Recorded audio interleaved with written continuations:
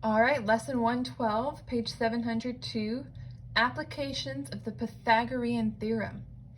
All right, on the top of page 703, there's some reading here about construction and the Pythagorean theorem, and definitely maybe the most, other than, of course, maybe a math teacher, but maybe somebody who might use the Pythagorean theorem the most would be a construction worker. If you think about all the things that you have to build in construction that require square corners and precise measurements, all right, rooftops, stairs, corners of buildings, all right, cement, all those different things, you're going to be using the Pythagorean theorem a lot, okay? So in the middle of page 703, the book talks about these Pythagorean triplets.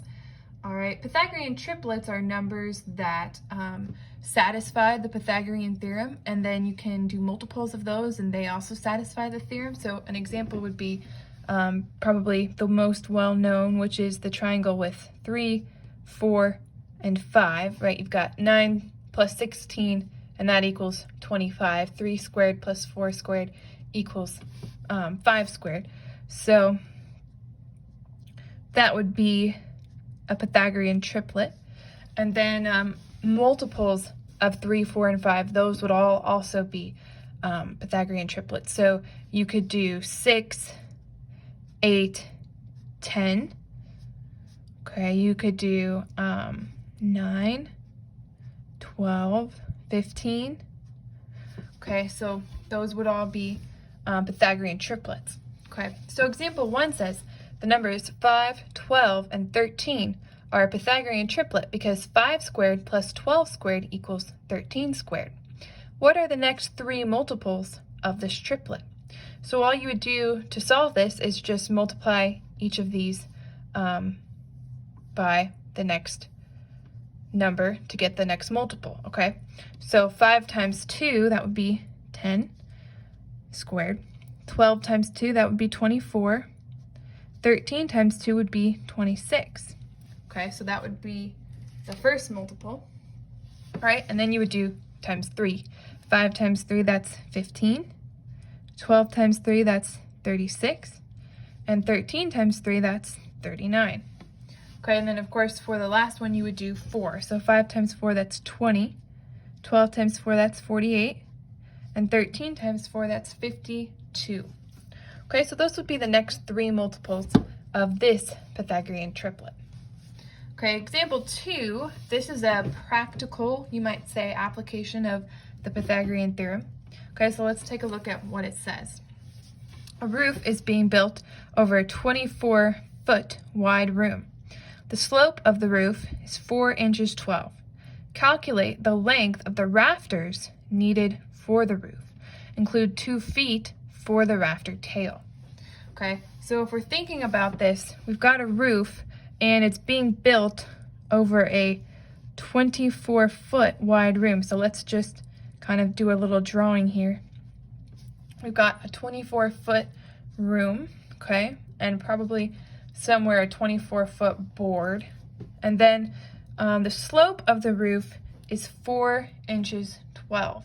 Okay, so what that means is at the roof's highest point, okay, that's going to be 4. And then the slope, that's going to be 12. Okay. And of course, we're going to have that on the other side too. All right. So, well, no. Sorry, that's kind of a deceiving drawing. Okay, 12 right here. Okay, so 4 by 12, right? Because you have 24 and we're dividing that in half. So we've got 12 on this side, 12 on this side, and then 4 at the highest point, okay? So to figure out how long we need to make these rafters, so maybe how long we need to go and buy a piece of wood, what length we need to buy it, we're going to use the Pythagorean theorem, right? We're going to do 12 squared plus 4 squared because a squared plus b squared equals c squared. Okay, so we're going to do 4 squared plus 12 squared, and that'll get us c squared. Okay, so 4 times 4, that's 16. 12 times 12, that's 144. Okay, then we add those together. Okay, so we get 160. Okay, we do the square root, both sides. Okay, now let me just show you on a calculator what the square root of 160 would come out as. Okay, so we've got 12 point, let's just round it to 2, 12 65 hundredths. Okay, all right, so we would have 12 65 hundredths feet, or inches. Okay, so then we also need 2 feet for the rafter tail.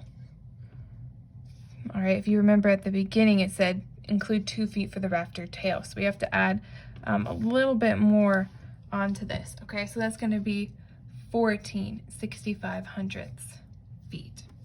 Okay, and then if you think about 65 hundredths, okay, that's a little bit more than half.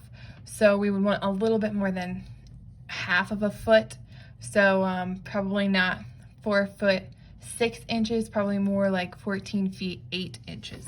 Okay, so you would probably go, because you can always cut off some excess. Okay, so you would probably go and get a 14 foot 8 inch board for each side. Okay, so that's one practical application. Okay, look at example 3 on page 706. It says Serena went to a level field to fly a kite. She let out all 200 feet of string and tied it to a stake. Okay, so let's just draw ourselves a little drawing. We've got a little stake, and then we've got this kite. Okay, and the string is 200 feet. Okay, then it says she walked out on the field until she was directly under the kite, 150 feet from the stake. So she's walking until she gets right under the kite, and that's 150 feet. All right, about how high was the kite? So we want to know the height.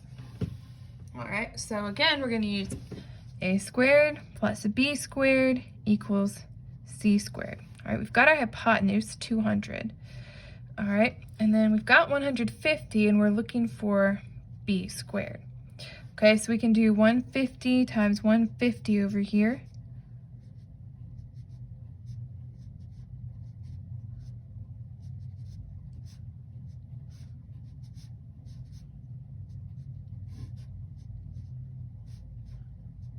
Okay, we get 22,500 plus b squared equals, and then 200 times 200, of course.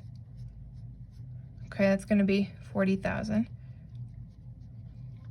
We're going to be doing that minus 22,500. I'm going to do that over here, actually.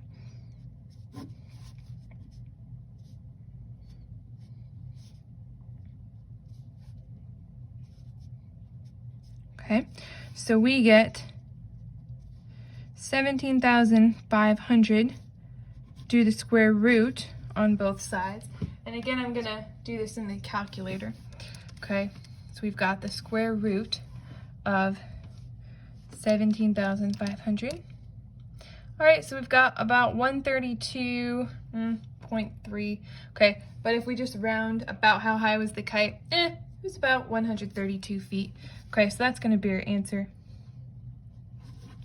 All right, now I will have you try to skip ones that require for you to do a calculator, since I don't let you use calculators.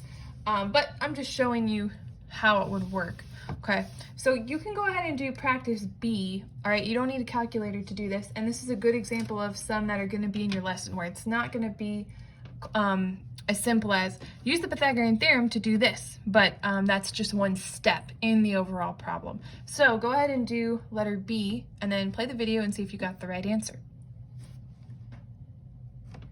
Okay, for letter B, you should have gotten 200 feet. Okay, so let's just, if you didn't get this, I'm going to go ahead and work it. Okay, so let's draw our little drawing. Okay, we've got A, B, C, D. It says figure ABCD illustrates a rectangular field 400 feet long and 300 feet wide. The path from A to C is how much shorter than the path from A to B to C? Okay, well, first off, let's figure out how long the path from A to C would be. Okay, you can see here we have a multiple of a Pythagorean triplet. Okay, the one I used at the very beginning, 3 plus 4 plus 5 squared. All right, this is just multiplied by 100. Okay, so this is going to be 500 here. Okay, but that's not the answer to the question, because the question was how much shorter is this path than this path. So this path is 500, and this path is 300 plus 400, so that's 700 feet. Okay, so if the 700-foot path is taken, then that's going to be 200 feet longer than this path. So that's where we get our 200 feet. All right, you've got one in your lesson similar to this on number 10, where you have to use the Pythagorean theorem to help you solve the question. So just make sure you're watching out for these. Don't just look at it and go, oh man, I don't know how to do this. They didn't give us all the measurements. But always think, oh, could I use the Pythagorean theorem? All right, go ahead and start your lesson.